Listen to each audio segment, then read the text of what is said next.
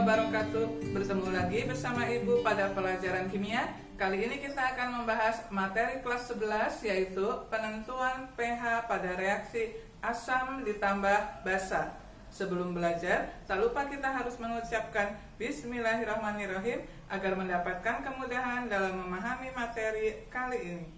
Kita ingat lagi, larutan asam adalah larutan yang dapat menghasilkan ion H+. Sedangkan larutan basa adalah larutan yang dapat menghasilkan ion OH-. Besarnya pH larutan asam adalah di bawah 7, sedangkan besarnya pH larutan basa adalah di atas 7. Kali ini kita akan mempelajari penentuan pH jika suatu larutan asam ditambah dengan larutan basa. Mengikuti ketentuan sebagai berikut. Jika ion H+ sama banyaknya dengan ion OH-, maka larutan tersebut bersifat netral. Netral itu pH-nya sama dengan 7.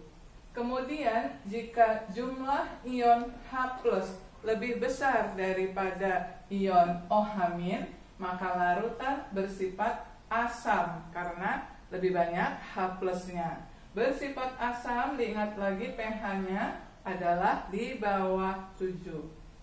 Yang terakhir, jika jumlah ion OH- lebih besar daripada ion H+ atau lebih banyak, maka larutannya akan bersifat basa karena OH- ini adalah bersifat basa dan pH-nya lebih besar dari 7. Kita lihat contoh soal yang pertama. Kita diminta menentukan pH campuran jika 2 ml larutan NaOH atau natrium hidroksida 0,2 m dicampurkan dengan 4 ml larutan HCl atau asam klorida 0,1 m.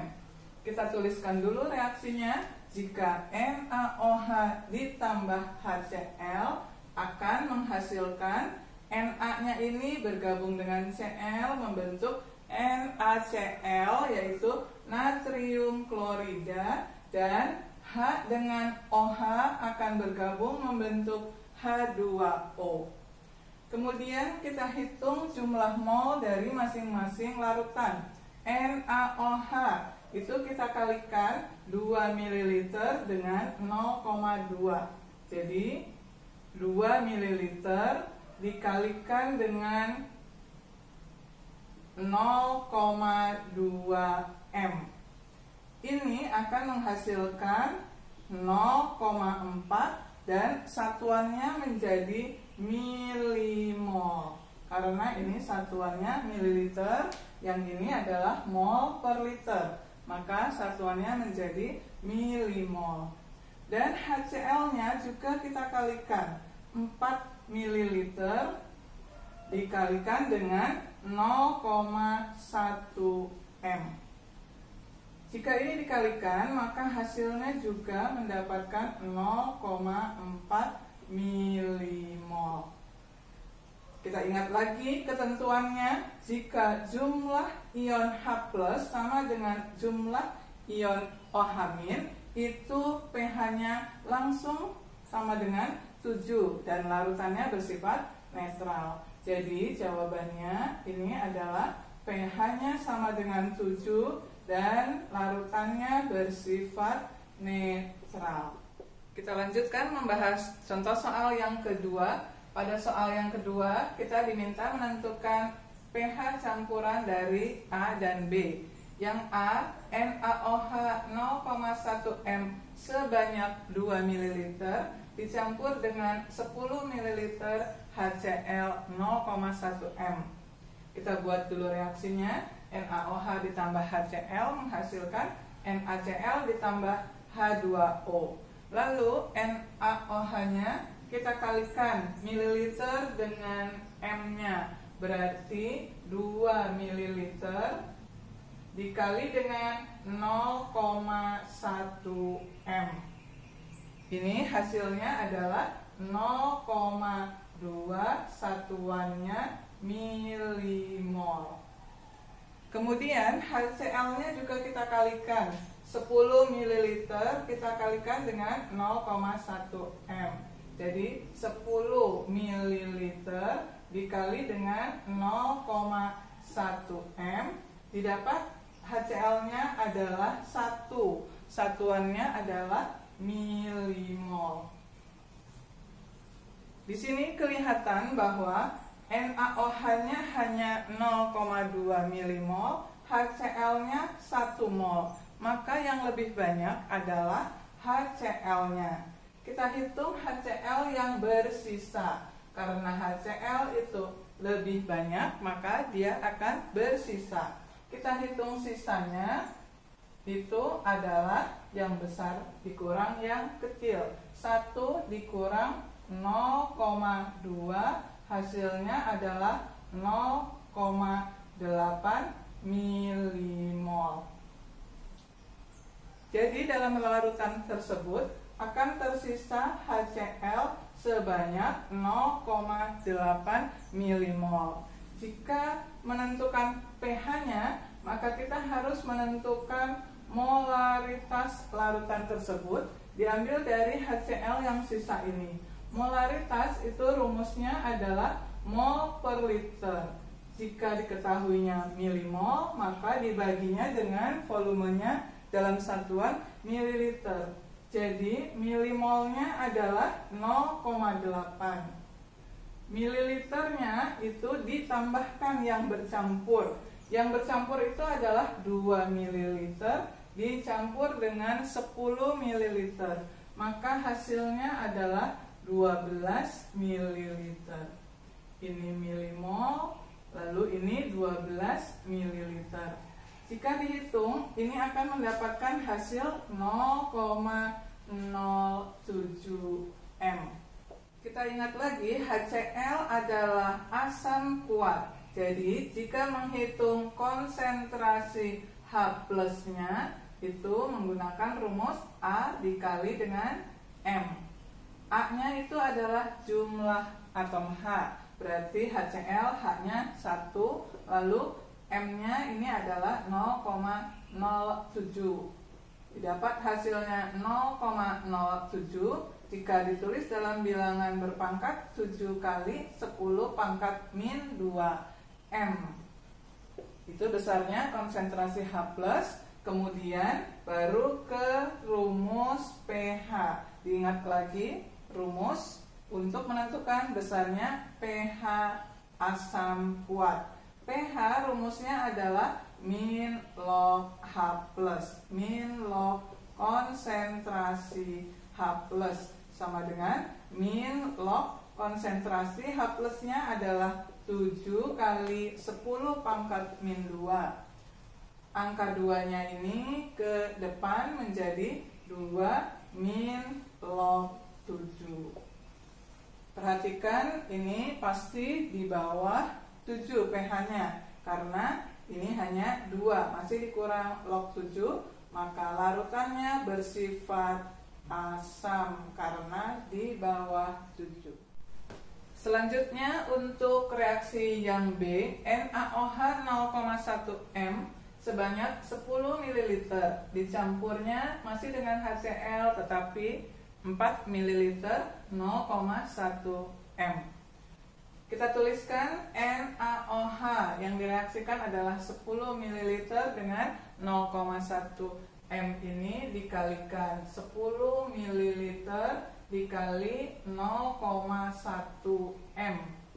Didapat hasilnya adalah 1 milimol. Kemudian HCl-nya dikalikan juga 4 ml dikali dengan 0,1 M. Jika dikalikan maka didapat hasilnya adalah 0,4 milimol. Jadi kelihatan di sini NaOH-nya yang lebih banyak yaitu 1 milimol, HCl-nya hanya 0,4 milimol. Maka yang akan bersisa itu adalah yang lebih besar, NaOH. Kita hitung yang sisa Yang sisa itu adalah yang besar dikurang kecil. 1 dikurang 0,4 didapat hasilnya 0,6, satuannya milimol. Selanjutnya kita hitung M-nya lagi. Konsentrasi tadi rumusnya milimol dibagi dengan mililiter yang dijumlahkan volumenya. Milimolnya didapat 0,6, lalu mililiternya volumenya kita tambahkan. Ini ada 10 ml ditambah 4 ml. Dituliskan saja di sini 10 ditambah 4 didapat hasilnya 0,6 dibagi 14. Jika dihitung ini akan mendapatkan hasil 0,04 M. Jadi yang tersisa adalah NaOH-nya dengan konsentrasi 0,04 M. Jika menghitung konsentrasi OH-nya, NaOH ini adalah basa kuat. OH-nya rumusnya adalah B dikali dengan M. B itu adalah jumlah OH-. OH-nya ada 1, berarti 1 dikali M-nya 0,04. Maka hasilnya adalah 0,04 M. Kalau diubah menjadi bilangan berpangkat, 4 kali 10 pangkat min 2M. Ingat lagi rumus OH-, lanjutannya adalah rumus pH basa kuat. POH sama dengan min log konsentrasi OH-. Dimasukkan angkanya. OH- tadi sudah didapat. OH- sebesar 4 kali 10 pangkat min 2. Cara menentukannya adalah 2-nya ini ke depan, 2 min log 4. Terakhir, setelah POH, karena yang ditanya pH, maka harus dihitung pH-nya. Diingat lagi rumusnya 14 dikurang POH. Hasilnya adalah 14 dikurang POH-nya tadi 2 min log 4, dituliskan di dalam kurung. Nah, kurungnya lalu dibuka. 14 dikurang 2 itu adalah 12. Lalu ini min dengan min menjadi plus log 4. Perhatikan, ini pasti di atas 7 pH-nya karena ini sudah 12. Masih ditambah log 4. Maka larutannya akan bersifat basa. Kita lanjutkan membahas contoh soal yang ketiga. Pada soal yang ketiga, sebanyak 50 ml larutan asam sulfat 0,1 M direaksikan dengan 100 ml larutan KOH atau kalium hidroksida 0,1 M. Yang ditanyakan adalah berapakah pH campuran tersebut. Kita ingat lagi, asam sulfat rumusnya adalah H2SO4. Lalu kita kalikan mililiternya dengan molaritasnya atau konsentrasinya. 50 dikali 0,1 hasilnya adalah 5 milimol. Lalu KOH-nya adalah 100 ml dikalikan dengan 0,1 M. Hasilnya adalah 10 milimol. Kita buat reaksinya. H2SO4 ditambah KOH menghasilkan kalium sulfat atau K2SO4 ditambah H2O. Lalu harus disetarakan sebelah kiri dan kanan, harus sama jumlahnya. Supaya sama berarti diberi koefisien 2 di depan KOH supaya sama-sama 2. Ini K-nya 2, lalu sebelah kanan juga 2. Jadi jumlah atom-atomnya sebelah kiri dan kanan sudah sama. atau reaksinya sudah setara. Mula-mula diketahui H2SO4-nya kita tuliskan di sini 5 milimol. Lalu KOH-nya diketahui 10 milimol. Sekarang kita lihat yang bereaksi itu H2SO4-nya. Jika ini tetap 5 milimol, maka KOH yang bereaksi itu harus dilihat dari koefisien reaksinya.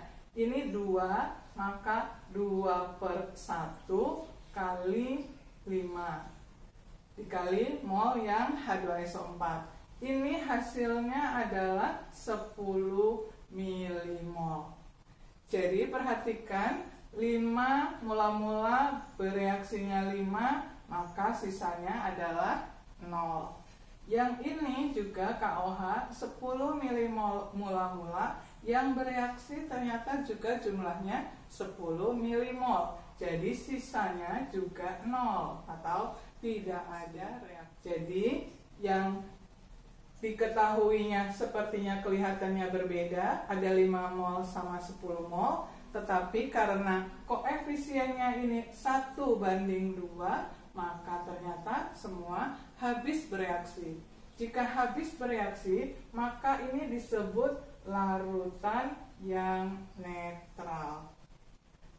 Jika netral, diingat lagi pH-nya adalah sama dengan 7. Itulah jawaban soal nomor 3. Demikianlah pembahasan materi kita kali ini tentang penentuan pH campuran asam dan basa telah selesai kita bahas. Berikut ini terdapat 3 latihan soal yang bisa kalian kerjakan.